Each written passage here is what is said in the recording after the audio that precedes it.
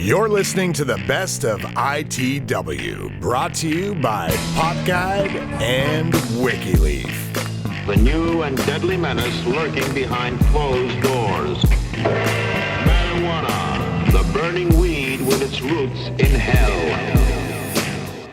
On this episode, ITW welcomes content creator and former pro skater, Derek Fukuhara of High Rise TV.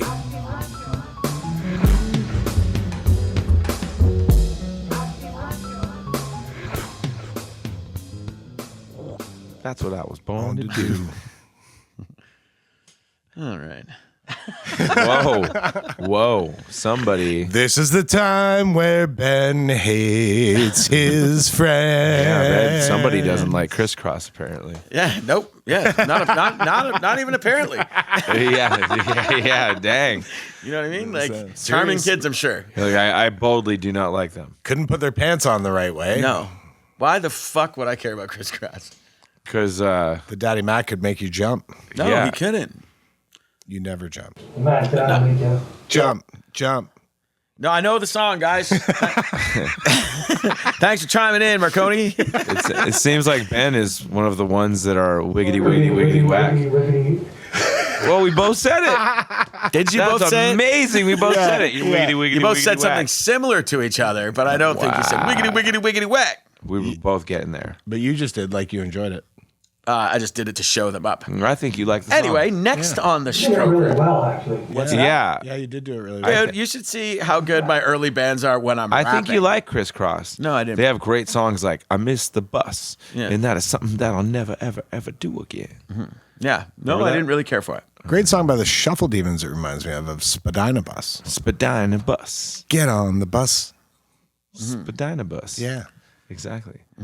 Ben's just being really negative. I'm not being really I negative. want you all to know in the world that Ben Rispin right now is being a little difficult. I don't know if it's me that's being difficult, guys. We weren't able to meet all of his demands to come back to the show, but we finally came to an agreement, and Ben is here. He didn't get everything fulfilled in his rider, and he was a little angry about it, and I'm trying to give you a lot of understanding and some room to breathe. And I just want to introduce understand. Derek Fukuhara Okay. of High Rise and former pro skater. Yeah, Derek And we're talking about Fukuhara. fucking crisscross for like 3.5 minutes. No, then we were also talking about your attitude Something we'll never problem. ever do again.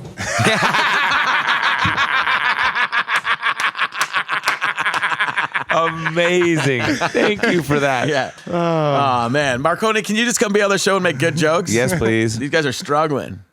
Ooh. Whoa. Whoa. Thanks a lot, Ben. Sounds like you're being negative. Did you not get your full rider, dude? You know what, man? Is this what happened when bands get back together for money? Yeah, exactly, dude. Like, we won't even look at each other, but we'll just be like talking. Like, yeah, whatever, man. Cool. Yeah, sick, dude. I bet he loves weed.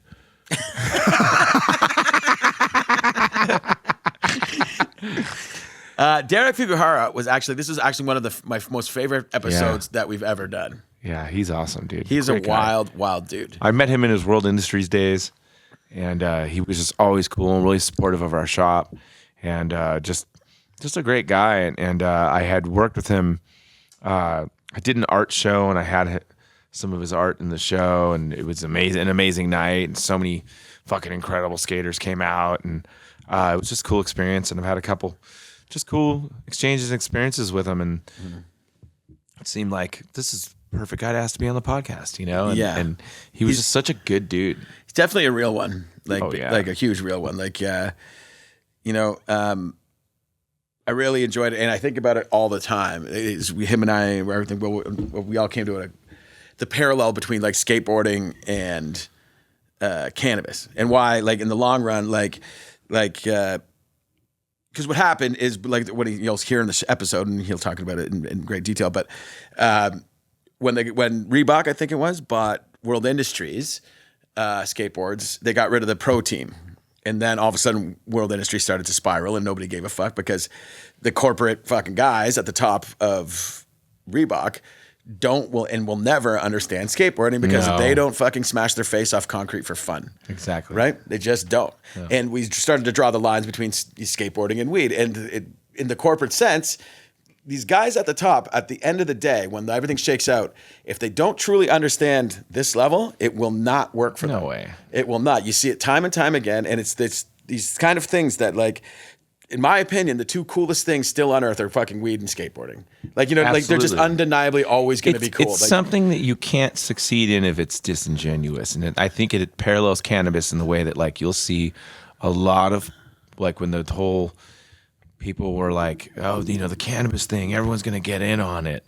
Yeah. Like, there was all these people that never smoked weed in their lives trying to fucking peddle weed. It's like getting a tattoo from a guy with no tattoos, man. Like, they don't understand it. They don't understand the feel, the culture. Well, there's that culture of altruism in sort of any... Yeah, exactly. Very similar. Very similar. Exactly. So I think you're absolutely right that there's a big parallel between skateboarding and cannabis. And then he kind of, I don't know how we got there, but that came to that. And I think about it all the time. Yeah. You know, and actually it translates into so many different things that I do, because it's like what do you, like, why would I go do something I don't know anything about? It doesn't make any sense. Or why, you know what I mean? Like, just, unless it's something you're interested in. But you know what I'm saying? It's like, people all the time do things that they, you know, for jobs, for a million reasons. And, you know, like, it's just that it just won't, like, it's just not going to work out in a lot of industries, but specifically in weed and skateboarding. Yeah. If you don't fucking love the culture and you don't love what it is, and, you know, you can't. You think you can improve, and you think you can improve it, and, like, you know what I mean? Like how are you going to build a good skateboard fucking product if you don't have any skateboarders on your fucking staff? 100%. You know what I mean? And so I'm happy because he was in the story. He's talking about how excited, and he was one of the younger guys on the team, if I remember correctly. And then when they canceled the team, he's like, oh, because he had finally made it there, and then the whole team got wiped out. So, I mean, I don't wish anybody to not succeed, but I'm glad there must have been some sort of vindication there when they all got fired, and then the company was noticeably not doing as well. And that's, anyway. This episode, and the High Rise, what they've done with High Rise TV is awesome. Like, that is one of the most, like, the content they put out is definitely some of the most, like, authentic, you know, Instagram, social media influencer networks, and they make really cool shit with weed. And there's these guys, the only guys I would compare what they do to, and it's not the same, but, like, just as cool is that these guys out of Barcelona, these skateboarders called the Narmads, and they make the fucking sickest shit too. But High Rise does some really, really great stuff, and it's no wonder they're doing so fucking well. It's It was a pleasure. It was a real pleasure meeting Derek Fukuhara. I left that wiser, or somewhat, you know, not a hard fucking thing to do, but but I left that thing wiser than I was, and I really appreciate it. And I think everyone's gonna love this fucking episode and love this dude, and he's awesome. And to his sister, who's commented on our Instagram, he most definitely deserves to be on a podcast.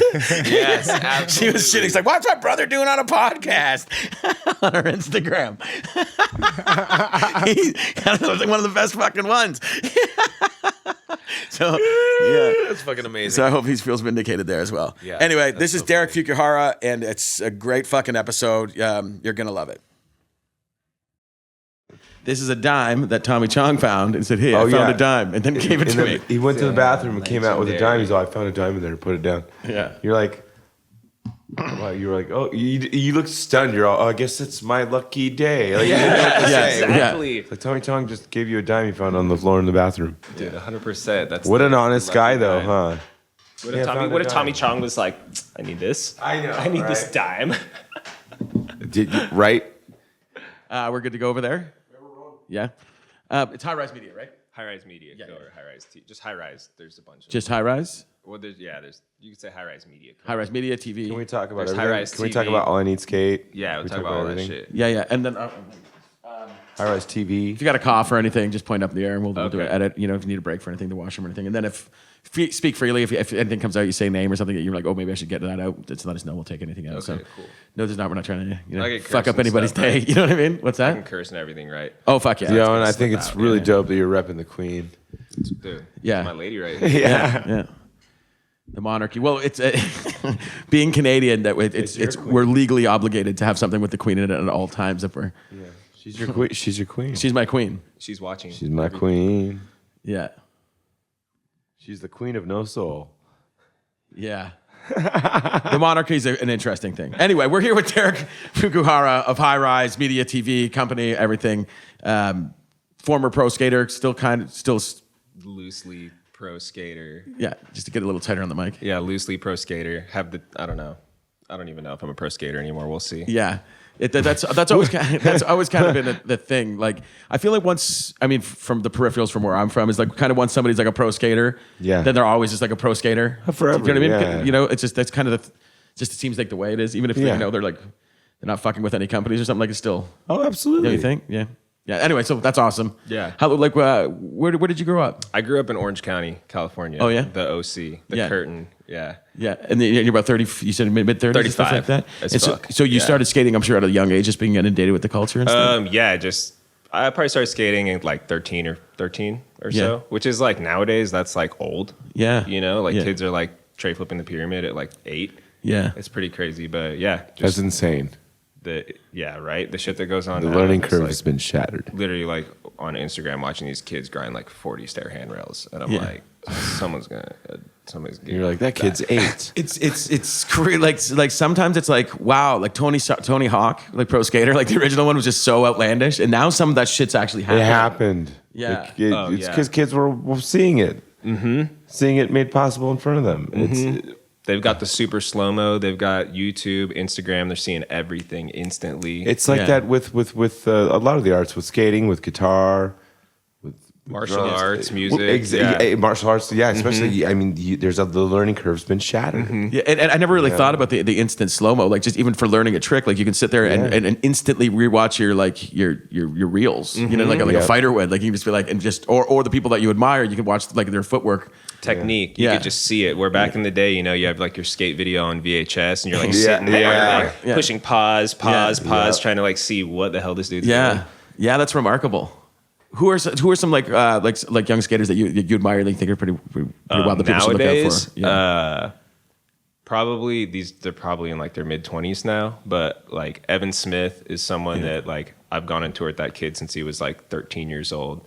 And just to see everything he's done, like he was built for this, he was meant for this, like he's the shit. Him, I think this Brazilian dude, Thiago Santos, he looks like he's like my age, but I think he's like 23. But he's just like phenomenal, because nowadays you have these kids that were like raised by skate parks, so they're so good, but they just have like not quite robotic style, but it's almost like everything's like too fucking easy, you know? Right. Like these kids are insane, where Thiago's like still has the style of like a late 90s skateboarder, but he's just doing like the craziest shit you've ever, like skating like chest high stuff, like switchback tailing chest high ledges for like 20 feet. So I like him. Austin Gillette, like he's a local dude. He's from like Orange County, Brea area. Also known him since he was a kid, and just seeing these dudes grow up and seeing the potential they had when they were kids, and now they're like that old in their like early mid 20s, and they can just do anything. Their style, they have power, they have finesse, they have like technical tricks, they can skate giant rails. It's just every time I look on Insta, I'm just seeing like a new kid like who has great style, who can do it all. He could skate a freaking 20 stair rail, and then he can do like flip in, flip out shit. It's just crazy to watch. It's like inspiring and discouraging at the same time, you know? Yeah, absolutely.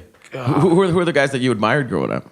Growing up, I liked, I started skating in the late 90s. Yeah. And probably like Day One Song, you have Ronnie Krager. He's like a local dude to where I'm from. Pat Chinita, Mark Johnson. Got a little bit older, like being more aware of style, like Kenny Anderson.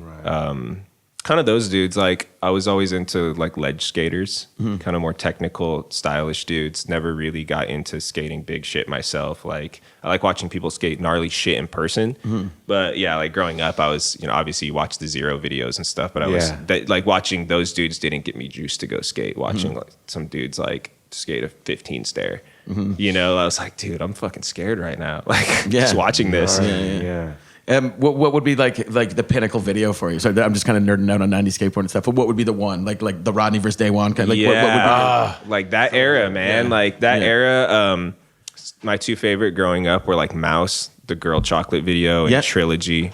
I was like a world kid growing up, like watching Kareem and those dudes and Day One. So those two videos, and then like there was that pocket of Transworld videos that was like Feedback, The Reason, and Modus Operandi that were like, to me, those three videos are the trifecta. And between those two videos, you have like all the dopest skaters from that era, from Mark Johnson to Mike Carroll to Brian Anderson to Cairo Foster, Danny Montoya, like that, everybody, like those 3 videos. And then the way that they edited those videos, that's kind of like pretty much what we do with High Rise is like inspired by skate, like late 90s, early 2000s skate, like editing, vibes, all that shit. Yeah. And then applied to the cannabis. Exactly. Yeah, that's awesome. Mm-hmm. That's awesome. How you Efrem, you did some, you said the world industry, you did some work with World Industries, right? Yeah, I rode for World. That's like who I turned pro for in like, 2011 or 12. I don't remember. It seems like it was yesterday, but that was like 7 or 8 years ago. So I turned pro for World. I rode for them for a couple years until they completely like canned their whole skate program. So I rode that. I didn't know that happened. Yeah, so I got to ride that out to the death. And at the that point, we had like a really cool team. Like we had a really good family team. Like World has had its ups and downs throughout the years, getting licensed out and sold over and over. So we had this team that we got together of just hardworking blue collar dudes, and we had a new president came in and allowed us to do some cool shit for a couple years before they like pulled the plug completely. But yeah, it was I got to ride for World, one of my favorite childhood companies. Yeah, that's fucking super cool. And probably it's a global skateboard brand. Like it's known fucking around the world. That's really cool.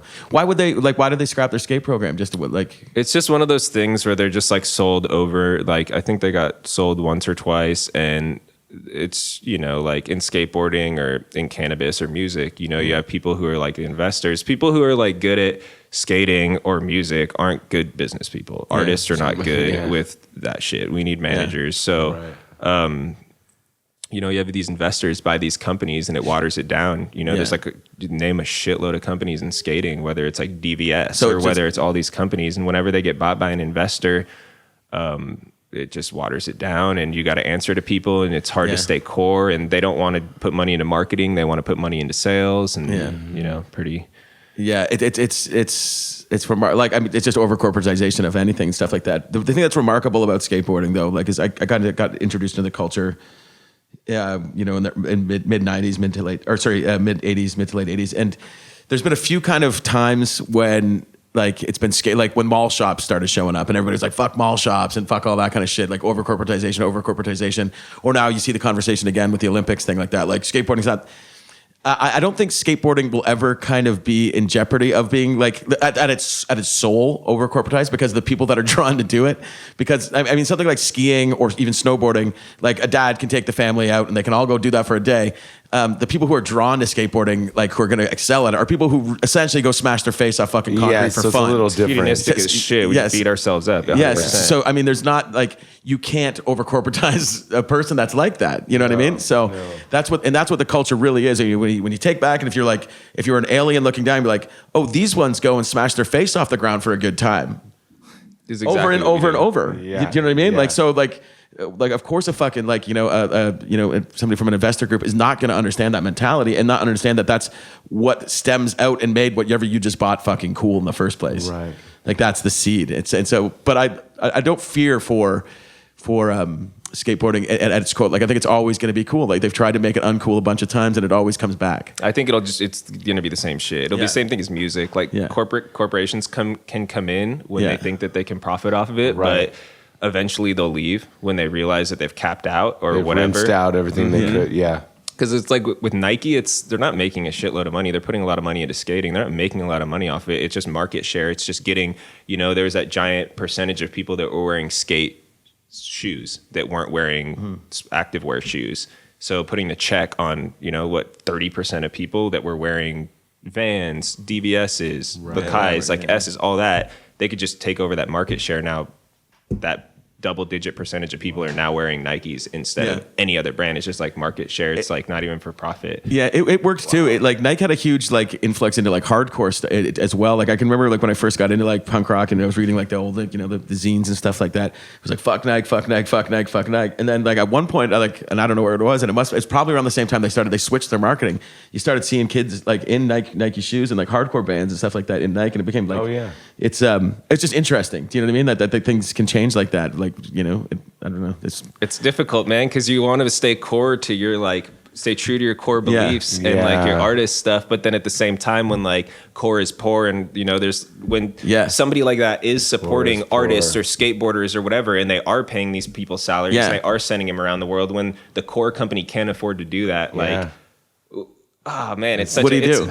Coming from that mentality of an artist that's like stubborn and whatever, and like, man, fuck that. But then like, or in 20, 40 years, you want to tell your kid that you got to do what you love and travel the world, or you could be like, oh, I just got hooked up by this company for $100 a month. Yeah. Right. And, or in 40 years, you're like, I traveled the world. I met all these cool people. So you that can't mentality, hate it, dude. I agree. I like, 100%. And then you can't, unless you play with those kind of people, and it's very similar to cannabis, unless you play with those kind of bigwig people and kind of, get a seat at the table to be able to talk to them, you're not going to be able to make it any better anyway for everybody. So you have to play ball to a certain extent. For sure. It doesn't mean you have to compromise all of your values, but you have to. Just being like open-minded in general. Yeah. Right? Because you never know what an opportunity with anybody is. You could like think that this person works for corporate and like fuck them. But then like, cool, you build that relationship, and in like 2 years they work for someone else, and you guys are, it's building on another project. Well, I mean, and again, it goes to like anything. There's, like the people like the Puff Digital offices are fucking great, but like the executive team, they come from like a lot of corporate experience, but they're fucking cool people. You know what I mean? It doesn't mean that they're just really good and creative in different ways. We're creative in skateboarders or weed or music or whatever it is, that they're really creative at business and making things work between people, which we need, which guys like us really need. Skaters. And I'm really fortunate to be working with like really good people like that. You know what I mean? But they're on the dark side. There's people like that are just like bottom line fucking sharks who just want to fucking take whatever you have and fucking culture, trying to that's the thing. Culture, it's hard for them. Yeah. They can't penetrate that. Like that's going back to skating or cannabis. It's a culture. There's like a true core community. That's what we see coming from skate, understanding that. Are you guys coming from music? There's like core skateboarding, and then there's people trying to buy into it. Like that's exactly what we're experiencing in the cannabis space, going through where we're at right now. I see the parallels all the time, and then going back to like having faith. I have faith in fucking weed. Like there's going to be a lot of people trying to make weed into like the Walmart fucking model, and like that's going to exist on some level. But I've been in cannabis. I've been fortunate enough to be in the cannabis working space for a little bit now, and you start to see it though. Like you start to see cannabis making people kind of better. You know what I mean? Like doesn't make everybody better, but certain people it does. Like that buttoned up CEO, like who's like just coming up with a suit and ties now, like maybe wearing a golf shirt to work that fucking week. You know what I mean? Like you'd start to see weed start to influence their life, and so like I have to like. It might take some time, but I kind of like skateboarding. I believe that weed is so fucking cool that it will prevail over the like. Absolutely. I like, and maybe that's really optimistic of me, but I agree. I agree too. I think like you're seeing it as far as just like approval rating, however true those are. But like you just see it just growing in the past year. I feel like the approval rating went up like 10% in the first 6 months that it was legal, because people are like, oh shit, it's not, everybody's not going to fucking ruin their life. Yeah. And more people are coming out of the closet as stoners, and you're seeing more people that support it and that are advocates, and the normal people who followed the stigma or believed the shitty stigma of stoners, like they're starting to change, people's parents or grandparents, like, how do you get CBD? And you get them on CBD and they're like, well, I want to try this. Like, well, can I try a little vape pen? And then next thing you know, it's like the fucking vape pens are the gateway drug, dude. It's like CBD and vape pens. It's like people puff a vape pen a couple times in the right set and setting. And they're like, oh, this isn't when, because people smoke. Like, I did it when I was 15 and I had a bad trip. Yeah, because you're the worst set and setting ever. Yeah, you're 15, exactly. You don't know what the hell's going on. Now, you probably only needed one toke, as you often do, and you probably try to be cool, and you fucking chief the blunt with somebody, So now, you get somebody older, they're more secure in their life. They rip a pen a couple times, and then they're like, oh, this is actually a good time. I can use it as a tool. And then from there, they're like, oh, let's get some flour. Oh, cool. Like and now you can learn about it. You're not just buying some random strain from like the homie down the street, that you don't know if it's indica or sativa. And what was it like growing up in Orange County for you, as far as like weed? Like your parents, what was your home life like? Sheltered as fuck. Like, really? When it comes to that type of shit. Parents are cool. They put us in like a lot of shit. So like I got to learn, whether it was different sports or activities. But where'd you go to high school? I went to El Medina, like right there off Chapman. And then pretty sheltered, like super chill school. Like saw 4 fights in 4 years. Like the mellowest passive school really ever. Good. Yeah, it was like so mellow. So Like I only smoked a couple times in high school, and then all my friends like by senior year that I grew up skating with like started becoming stoners, so they like stopped skating. Right. So I just started, and then nobody really skated at that time, so I just found other people to skate with, and then yeah, it was kind of like, I don't know, I just smoked a couple times in high school growing up, and then maybe when I hit like 20 or 21, started turning into like more of a full-fledged stoner, and just growing up in Orange County, dude, like. Stonerville. Yeah. Feel like I'm the fucking like the biggest crime, like Really? Always, because dealing with skateboarding, like there ain't shit going on in Orange County for the most part. Like in the city of Orange, it's pretty quiet. It has its pockets, but it's not anything crazy. And so skateboarders are like the biggest crime. Stoners are like the biggest crime.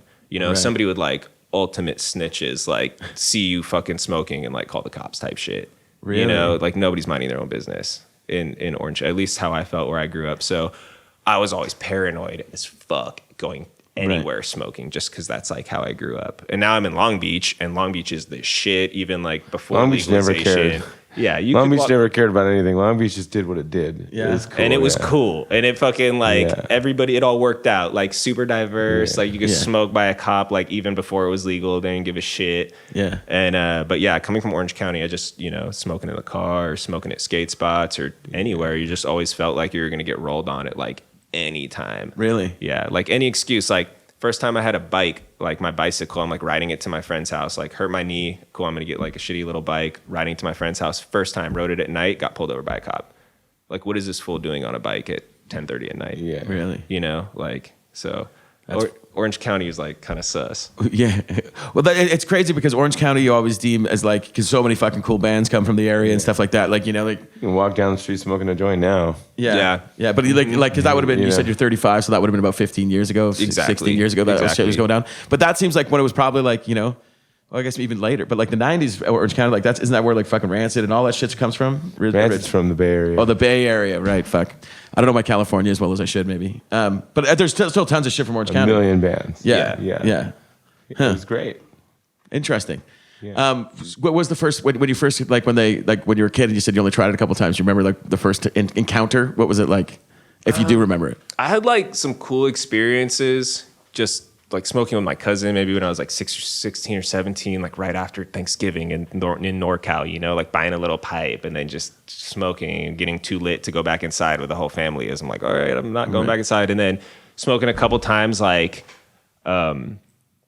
just with friends, and it was mellow. And then the first time I got like blasted, I think it was like my fucking senior year. I was going to like a Sadie Hawkins dance with a homie. We're just like, yo, let's go check this shit out or whatever. I stopped by my old neighbor's house who had dropped out of school our senior year, and he was like rolling a blunt.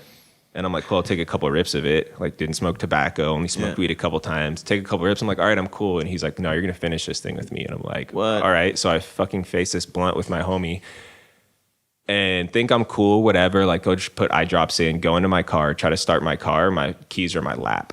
And then as soon as that happened, I just overthought it and was like, bro, I'm fucked up. And then it just like waterfalled from there. We went and picked these chicks up. We went to Del Taco. I'm so lit because like never hit tobacco in my life. Yeah, and just crushed a whole blunt. Yeah. And I'm just like at Del Taco, like as a kid, I was like pretty hyper and outgoing. And I'm just sitting there staring, dude. I remember the chick across from me had like a piece of cheese on her chin. And she's like talking, like she's just going off, and I'm just like staring at the cheese on her chin. And like her friend is like trying to motion to her, like, you got some shit on her chin. She's totally missing. Yeah. She's missing, and I'm just sitting there staring at it, just like drinking my soda, just like going to the bathroom like every 15 minutes, splashing water on my face, dude. Just so lit. Just like in the car waiting for people, like meeting people in the parking lot. I'm like, where are they? We've been here forever. Probably like 1 minute, felt like 30 minutes, just so fucked up. And then I just remember waking up high, and then it was pretty like, I didn't fuck with weed that much after that. But even then it was just like, that's like the ultimate. Like I could have taken one rip and been fine, after that, because I've already been about as high as you could possibly fucking get. Right. So yeah, I was chill until, smoked a few times, and then I went on a skate tour with the Listen dudes on the East Coast tour for like 4 weeks. We started up in like Philly and went up to New York and then went all the way down to Orlando. Yeah. And they're just like smoking spliffs and like we're doing 14-hour drives. Yeah. Right. So I was just like ripping the spliff and I'm like, wow, this makes the drive so much better. You know, like going on all those road trips, you know, like Absolutely. dude, like smoking on a road trip makes an 18-hour drive yeah. feel like a fucking 5-hour drive. Or Oh, 4-hour absolutely. drive. So it it's, like, saves your essential. brain, dude. Those drives are soul crushing. It's just, and then at that point, it's just meditating, just sitting there, staring out the window at some beautiful scenery, just stoned. So yeah, after I came back from that trip, I was like, cool, I want to start smoking weed again. Yeah. And then from there, it was just like, whatever, just became a fucking stoner. Yeah. Found benefits, helped me out like with perspective. Yeah, You know, I like got kicked off that team as soon as I got back from that trip because I like kooked it. I was like on flow and they were like testing me out. And I was on tour with my favorite skaters growing up and I just totally like over-eagered it, like kooked it, like super excited. And then like it's like the perfect storm of like being introduced to weed and then coming back and becoming a stoner and processing that. Like that's all I wanted to do my whole life was like ride for that one company. And it was like an underdog company. It wasn't even a big company. Wow. It was just the one you loved. And it just like crushed me. But smoking weed was the ultimate perspective to where I could like step back and look at how I was acting. You know what I mean? And like, that's why I love weed. For me, it's a perspective thing. Yeah. One of the many things. It's a perspective thing of like, cool, I'm going to think before I talk, you know, or let that take another lap. Yeah. Or like at night when you go home and smoke and you're like, oh, maybe I shouldn't have handled it like that earlier. You know, stuff like that. I love that. That's why I smoke first thing in the morning, because if I don't, I can mishandle the fucking entire day instantly still. You know, I can't imagine the amount of people that, like, because I didn't, like, you know, people didn't really start talking about things like anxiety or stuff like that till, you know, fairly recently. I can remember, like, just being in bands, like, is you know, like, late 2000, 2009 or something like that. How many fucking mornings I fucked up everybody's day by being like having anxiety and just being cranky, and the tone of that first fucking email just fucking sends up just a ripple of bummerness throughout my whole crew. You know what I mean? 100%. And then now, you know, like, you know, smoke weed, I smoke weed. I have my kind of, you know, get myself fucking zen before I do anything. You know what I mean? That morning routine is essential. Yeah. It's essential. Yeah. Set that day up right. It's crazy. It's crazy how much once you are aware of what this thing can do for you and like what is maybe already pre-existing in your brain, and if it does work for you, it doesn't work for everybody, but I mean, it makes a lot of people more thoughtful. And like, as we said, but if it does work for you, it's so life altering. Mm-hmm. You know, like it's 100%. remarkable, like how much shit we can get done. 100%. You know, I like, that's why I love fucking what we get to do. Like, that's why I always want to make sure that weed gets a fair fucking shake. Like, I don't, you know, like with the media and stuff like that, it's like I know what it can do. You know what I mean? And like, I probably won't be the person to change the world, but I would imagine that the next person that's really going to change the world is smoking fucking weed. Dude, in my 100%, opinion. 100%. And collectively, you know, the consciousness of everybody just becoming more self-aware. I think that's huge. And I think that's what cannabis helps is self-awareness. Or even yesterday, I don't know when this is going to be aired, but present time when we're talking right now, yesterday, Colorado decriminalized psilocybin. Yeah. Which is fucking huge So for awareness, self-awareness, mental health, all that stuff. I microdose almost every day at home. Dude. That shit's changed my life. Yeah, me like too. Dealing with like depression, like I don't know whether it's from like hitting my head CTE too many times through skateboarding and shit, but I've just dealt with like a lot of, you know, mental health problems and microdosing, just the smallest amount, like maybe once a week or something. Huge difference. It's dude, like it feels insane. And I like the way you put like mental health problems to trigger. Like like mental health is something you got to work at all the time. It's something that you have to. It's another kind of muscle. Look at it like you would like, you know, lift weights or something like that. Like everybody can be like physically unhealthy, and then everybody can be mentally unhealthy, and you can get that. And everybody like, I mean, who doesn't fucking suffer from anxiety now? Dude. Like, was that always a thing, or is it the fucking internet, or what was that? We're But in a everybody. world that is just creating anxiety 24/7. Yeah. We were just talking about this yesterday. Yeah. It's just we're getting information at a pace and in levels that are just intolerable. We can't intake. We're not meant to take all this in. Yeah.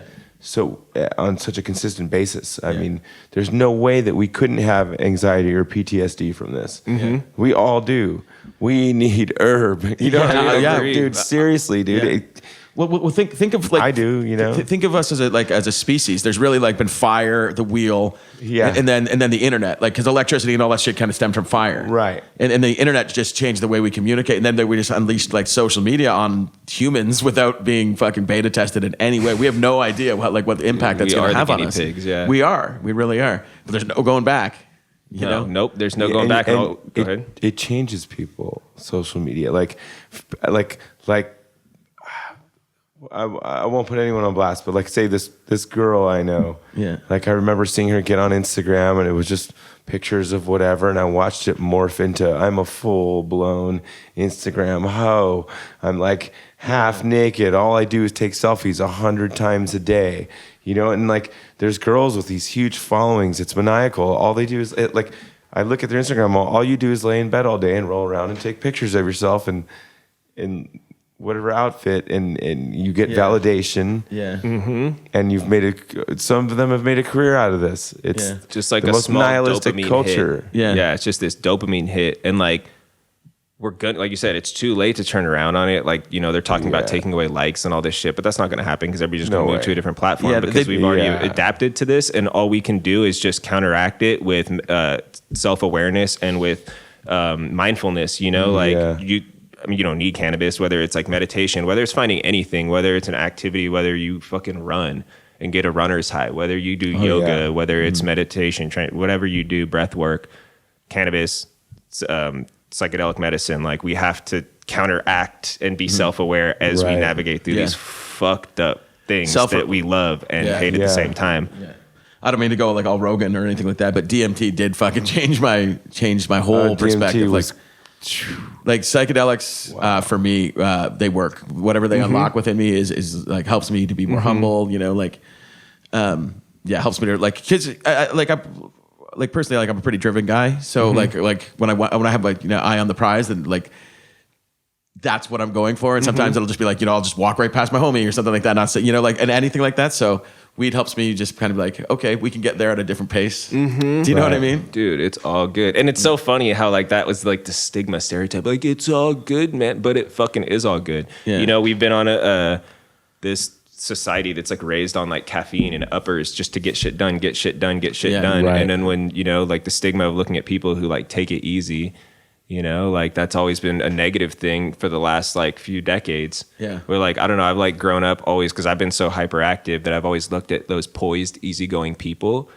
And it's like, wow, that's fucking so cool. And then, like dealing with what I went through in skateboarding and like, when you want something so bad, you just crush it, you can't get it. And then just seeing people that like flow through life and shit just comes to them because they're putting that energy out. Yeah. And I feel like cannabis helps with that a lot too. Yeah, there's something to it. Like when you're at like, and then not trying to sound all fucking hippy dippy and all that kind of shit, but like when you're at, the best way to put it is zen. Hold on.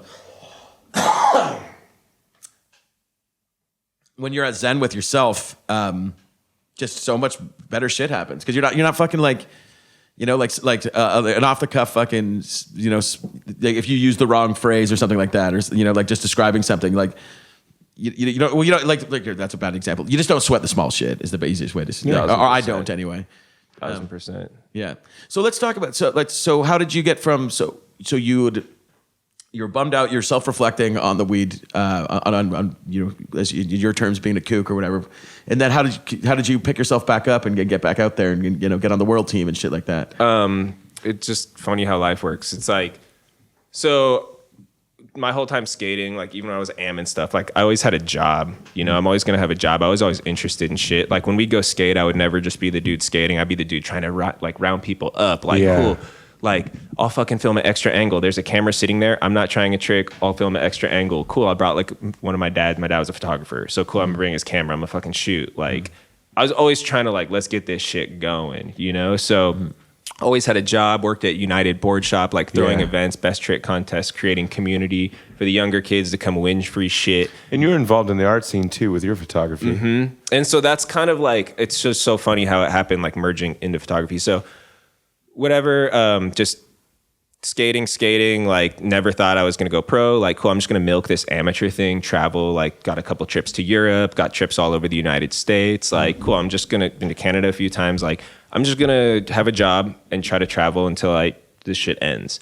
And then just whatever, like end up getting a couple random jobs. And then just organically, I just start getting shit from like the dudes at World. And I got a couple opportunities to ride for some smaller brands. And just so you guys know out there, like World Industries like used to be a super fucking cool brand. It used to be the shit. Yeah. By the time I rode for it, it was like almost like it was like a joke in the fucking skating industry. But then you rebranded it. Yeah, we rebranded it and did a pretty good job where we were like, Right. you know, kind of changing the mentality on it. But yeah, it just happened super organically. I kind of was like, I'm just gonna film. I'm gonna come out here to LA and stay in the Echo Park for a few months at a time and just enjoy like my last summer, you know, before I'm like gonna, I'm probably like 26 or some shit. Like before I like have to really look for a fucking real career job. And then organically, like filming with this homie, stacked all this footage, and then one of my good buddies, Makendo, is friends with the team manager, Charlie Thomas, at the time, who Charlie and I like loosely knew each other, like through people. Had a bunch of clips in the same videos before. So then Charlie started giving me, Makendo talked to Charlie started giving me boards. I hung out with these dudes and it just worked out perfect. They were rebranding and rebuilding and they had a bunch of blue collar dudes, like Andrew Cannon and Anthony Shetler, dudes who had been in it just as long as me, who had paid their dues, never turned pro. You know, like we'd have 4-in-1 parts. We'd have clips, countless photos and thrashers and transworlds and all this stuff. Like we pretty much checked every box, like, you know, and I want to build with those dudes. Like I never wanted to be on a company that I was cool because I rode for them. I wanted to ride for a small company and try to make an impact on that company and like, you know, pull my weight and like, let's do this and motivate, always have a chip on my shoulder, always want to be the underdog, you know, like let's fucking build, you know, let's do this. And that I got the opportunity with World and that's what it was. It was just a bunch of dudes who kind of paid their dues and been shitted on. And we didn't take anything for granted. And we got to go on these trips. Cool. And it was like, it's like what I always wanted in family. You know, you grow up and you watch skate videos and you see girl chocolate videos and everybody looks like family. They're all in the van. They're all in the hotel fucking around. Like they're homies, you know? And like, I had that with Ezekiel, but that was like a clothing company. And like, I rode for them for 10 years and the team kind of like always swapped around and like revolving door, but I was there for 10 years. So I had some homies like that, but it was a board company's different. Like it's smaller, more tight knit. Like that's like your family. And we really had that for like 2 years. And That's sick. That kind of like capped off like, dude, after that, and then they turned me pro. Like I got on, they turned me pro in like 6 months. Got to do all this stuff with all these dudes. And after that, I was like, shit, like I'm Gucci. Like, I don't, you know, like I got more than anything I ever, 15-year-old Derek could ever imagine he would get from skateboarding. Who are some other guys that were on the team at that time? Anthony Shetler, so he has a board company, All I Need now, and then that's who I ride for now. Timmy Knuth also went over to All I Need. Andrew Cannon, he's from Pennsylvania. He's now the brand manager for NHS, which is Santa Cruz Skateboards, Independent Trucks, Creature Skateboards. Recut, so he's the brand manager over there. Who else was on that team? Matt Mendenhall, he was a beast. He was one of the AMs. He's doing great. He's just got a job at some huge fucking golfing company. Cool. It's just funny, man, how shit, you know, we're all just, that shit ended and we're all just kids that were like, what are we going to do with our lives? And now motherfuckers are like having real jobs and careers and stuff. And it's really cool to like look back at as one of our time, you know, that era in time. Yeah. How did High Rise form? So High Rise is one of my buddies, Aaron, started it in 2011. He's another kid from Orange that around that time where all my friends started smoking weed when I was like 18, 19, they all quit skating. And I'm looking for other people to skate with. Like nobody skated in 2002. It was like not cool at all. So I would just meet everybody from all ages, from all cities. And Aaron was like 4 or 5 years younger than me. He was like a kid. He had like the VX 2000. He was like into filming, skating with some of the kids around. And so like I started skating with him here and there. He would film me, come out, bring his camera. And then I went off and did all like the traveling and shit. He got a job he was working at Etney Skate Park and he started High Rise as a clothing company, just like saved up $1,500 and just was making hats, t-shirts, stickers, all that shit. I would meet up with him. We'd link up here and there. And like, was it always weed affiliated? So it was weed affiliated. It was like a skate cannabis. It was like skate streetwear brand with cannabis influence. But this was like, he wasn't even putting like weed shit on it yet. But it was like definitely what it was going to be. And this was like this is when Instagram was like not even video yet. This was like super small. Instagram was small, and he's a sharp kid. I call him the stoner Zuckerberg because he's just like the most like fucking stoner Zuckerberg. And he just looks like, you know, the most harmless fucking kid that's like, you wouldn't think he owns all these companies and he's fucking killing it. So yeah, and you know, back in the day, he'd like help me sell like my sponsor product on eBay and shit. You know, he'd sell sticker packs for me, and like we'd split the money, or he just always on some like hustle shit, you know. And he started this clothing company, and I'd come meet up with him every couple months, and I'd see the progression, you know, like, oh shit, he's got like a little heat transfer thing in his kitchen now. Oh shit, look at, there's more shipping boxes. Like, oh shit, now you got some cut and sew. Like, what? This kid's really doing it. And then like about a year and a half in, after the world thing ended, he put out a Facebook thing. He's like, yo, anybody want to edit a skate montage? And I'm like, shit, what you need? Yeah. Like, let's go. Cause I love like filming and editing and shooting photos. And then so I came on, edited that shit. And then I just was like, yo, let me get those hats. Like, I'll just go walk around and shoot photos. And I did that. And I'd bang out some photos, start posting them on Instagram, like early when people weren't really posting product on Instagram. So we ended up building the High Rise, which was the clothing company, to like, she was killing it, dude. Like, she was selling fucking tens of thousands of hats that say lit on them. Like, first people to do all over print weed joggers, first person to put lit on a hat. Like the Trapsons, it's like a Simpsons graphic where it's like they're all like the Simpsons characters. Like Ned Flanders has like a bag full of weed. He's like selling weed to the family. Everybody's got red eyes. So we like turned the clothing company into it was killing it. It was like featured on Karma Loop all the time. Like, so the clothing company is doing really well. And then we started High Rise TV just as a marketing platform. This is about 4 years ago on YouTube. And we're like, cool, let's just like generate, because that's what we wanted to do. The whole point of Aaron starting this and then bringing me on, it's like, I told him from jump, I'm like, this is more than a clothing company, bro. Like, this is like, this could be like Vice or some shit, you know, like before I even worked with him.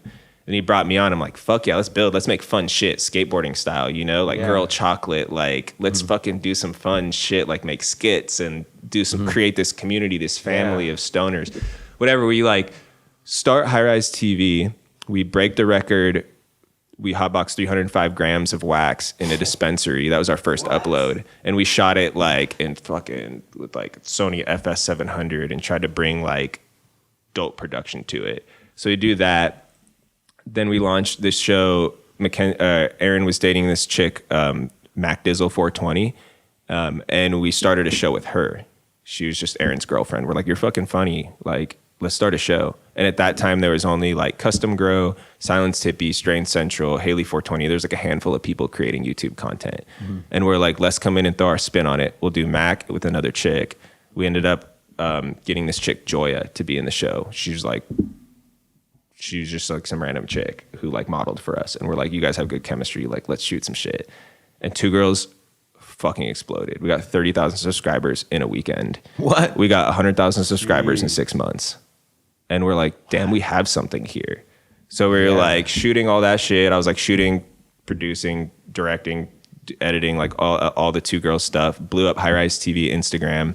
YouTube. Start these Instagram platforms. Start growing those. Start doing more fun shit on YouTube. Like, we got like a 6-foot weed leaf mascot, and we do all this dumb stuff with him. Like, we'll take him to all the events, and then we like rented some crazy Airbnb and did like an MTV Cribs style thing with Mr. Weedy. And it was just, you know, High Rise TV is just a YouTube platform. It's just a platform for us to just create dumb, fun weed shit. And this was like, we didn't even know there was a community yet. We're just like doing dumb shit.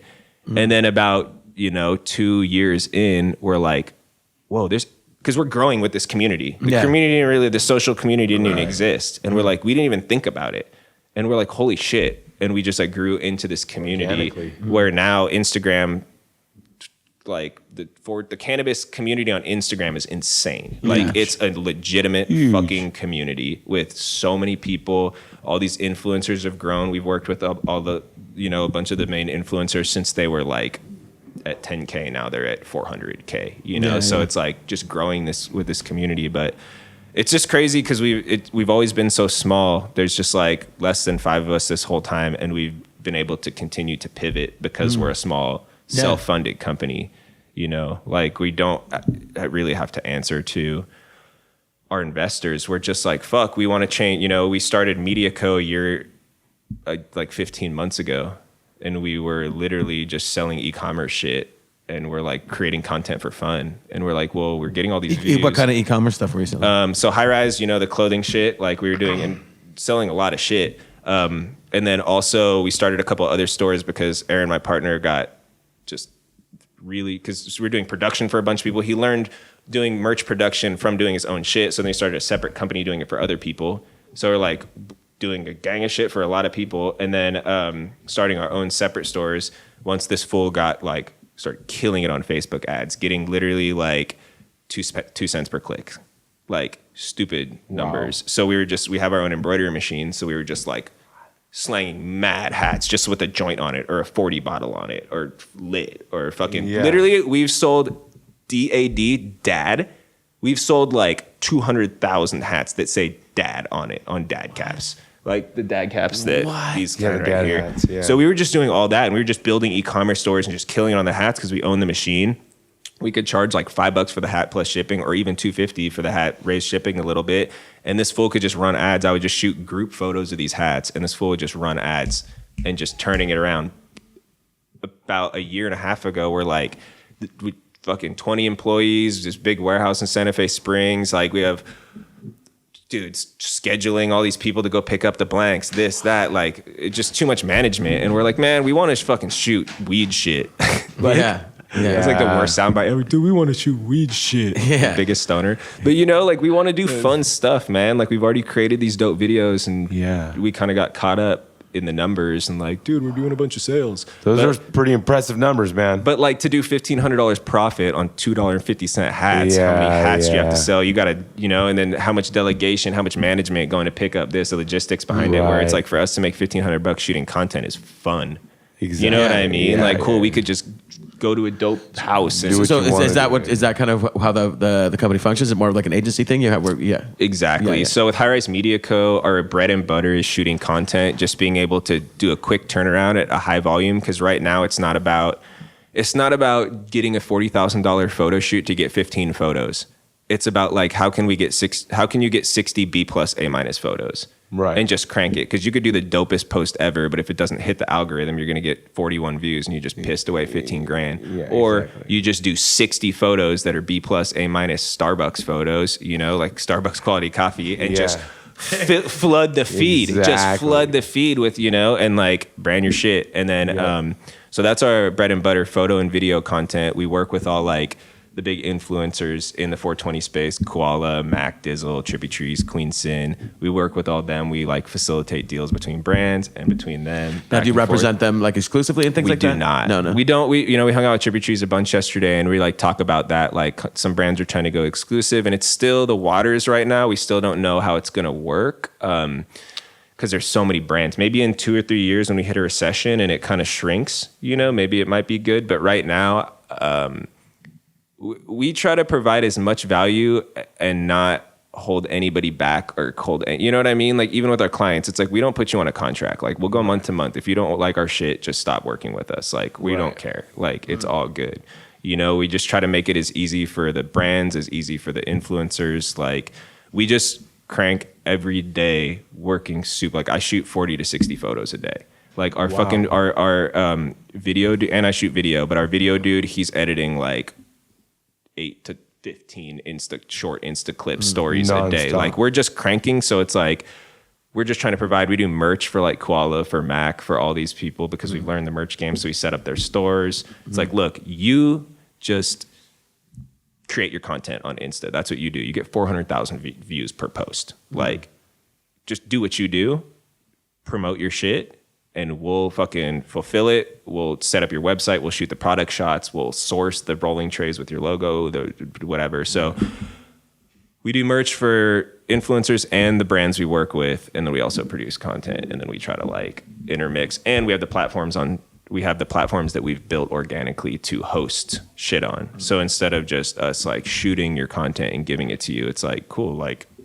there's an incentive because we're posting it on our platform. Then we want to make sure it hits right because we're posting it on our platform. We don't want to just give you some junk shit, you know? So that's kind of how our agency works. It's just like merch, influencer marketing content. Yeah, I yeah. guess it's kind of like a lot of shit. But all of that stuff, it's like anything. I mean, anybody can start a record label, but the cool ones are driven by cool creative people. Like the content that you put out and the way you service is your brand. It's the people behind it. Yes, Anyone anybody with lasting power. anybody can start a content creation company for whatever fucking thing they want, but it's the people behind it, and that's what I find a lot of people with money don't quite always understand. It like there's not like if you're creating a brand with somebody, there's usually not one designer that's right for everything. You know what I mean? Like you think of how just different, like you say, even a Jimbo Phillips to like a Ratfink is, and they look very similar to maybe somebody who's a suit or something like that. But to somebody who fucking knows creative shit, like no, those are different things. You know what I mean? 100%. So. Yeah, that's where I think kind of the agency, like the people behind an agency, kind of get undervalued sometimes. Is that you don't get it that these people themselves are going to give you this creative fucking output that's really fucking cool and you can build organically because that's who they are. It's not something that you can just go fucking hire a bunch of kids out of school with. I mean, somebody, nothing's fucking set in stone, but you understand what I'm getting at. 100%. Right? Yeah. Like our platforms are our degree. Like we were college dropouts, but we built these platforms and that's our work. That's like our resume. Like we built these organically, with our content and our creativity. So, but yeah, I feel like right now in our space with, the way this industry is going and there's a lot of investors coming in and a lot of people just like pumping a lot of money, and we want to represent the community, that online social media community. We deal with a lot of companies and people, they want like to get like Dan Bilzerian type models or C-list celebrities. And we're like, no, dude, like, cool, they have 1 million followers. How many of them are cannabis consumers? Cool. What's their engagement? Like you have like a fucking Mac Dizzle 420 who has 150% cannabis engagement and her views are hundreds of thousands of views per post, dude, her was like 50,000 views in an hour the other day. It's like crazy. They're going 400 or 500, 100% engagement, 100+% engagement. So it's like, dude, you're going to go pay this C-list celebrity a shitload of money. Or you could work with people in the community and reach 100% consumer. A lot of people are trying to educate. We need to I hear that word thrown out, like break the stigma and educate. It's like, yes, we need to break the stigma, but we also need to embrace the stigma of the people who've got us here. Exactly. Yeah. It is. Yeah. But that's also like in Canada, you have to use the education all the time because of C-45 regulations. So you have to find a justification for educate. Like this on some level, and it is educational. People are understanding it, So, but it's very, you have to be very careful with how you say things. So high-rise TV would not be compliant. Just 6 foot bong rips and you could you wouldn't be compliant to get maybe like licensed producer dollars, but I mean you could be on Vice or something like that. Okay, right. It depends on how you're trying to monetize the content itself and where the money's coming from and what you're trying to promote or sell. You know what I mean? There are like if we're gonna say hire like through like Higher Mentality or Skunk Magazine or one of our brands, one of our publications, like we can. You can smoke weed and go snowboarding or skateboarding or whatever the fuck all you want, and like throw the logos on the bottom of it because we're trying to sell ad space. But if you're trying to sell fucking weed, it's a way big. It's way different. Definitely. But I do agree that there is a lot of like the breaking the stigma and the education. But there is that. But I think part of the education is educating these people that this is what the fucking culture is. Do you know what I mean? So education, but like this, it's not just like. This is CBD, this is THC. You got your endocannabinoid system here. Like it is that, but also like I think a lot of people from like when I see this in Canada a lot, like people from alcohol or big pharma are coming in and like they're being like, well, this is what worked for whiskey, so this is going to work for weed, and it's not the same fucking thing. You know what I mean? And it's not consumed the same. Like people don't like.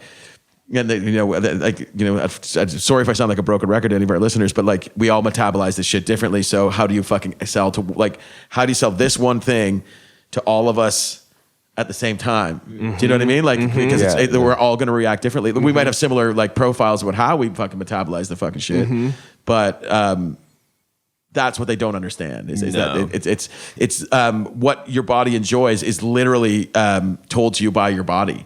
It's how your fucking endocannabinoid system fucking reacts to whatever you're taking in, and that's like a snowflake. It's very specified. You know what I mean? 100%. We're all different. So it's that's like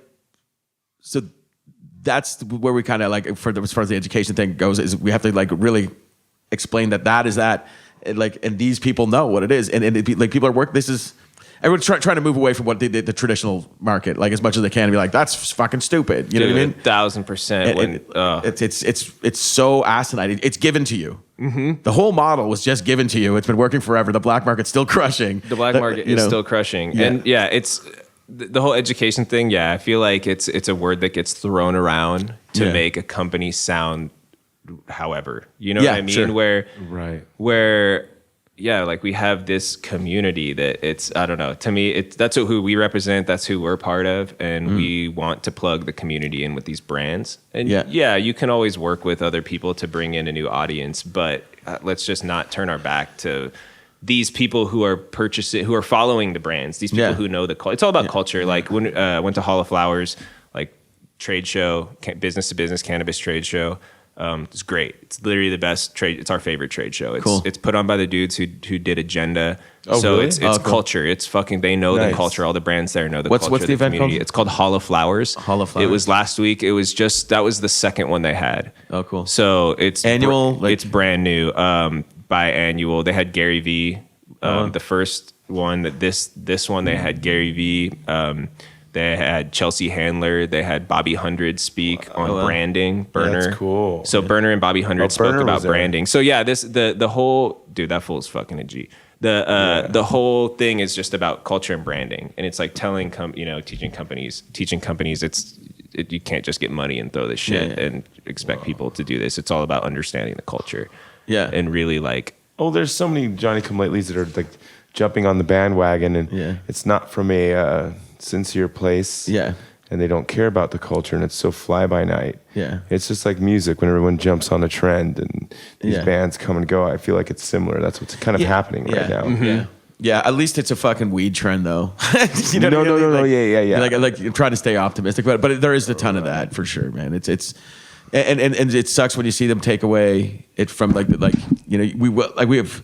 That was literally like years of my life, you know what I mean? With the dispensary thing, seeing all these hardworking people who really want to be fucking legal, just getting their brands taken away and just being like, nope, fuck you. The government won't work with you. Fuck you. Fuck you. Fuck you. When really they should have at least been consulting with them because it's a pretty big mess upstairs. Like upstairs, you know. I guess it's upstairs. It's upstairs, 100%. Yeah. The attic's fucking a total nightmare right now, guys. It looks like a bomb went off, you know. But it's.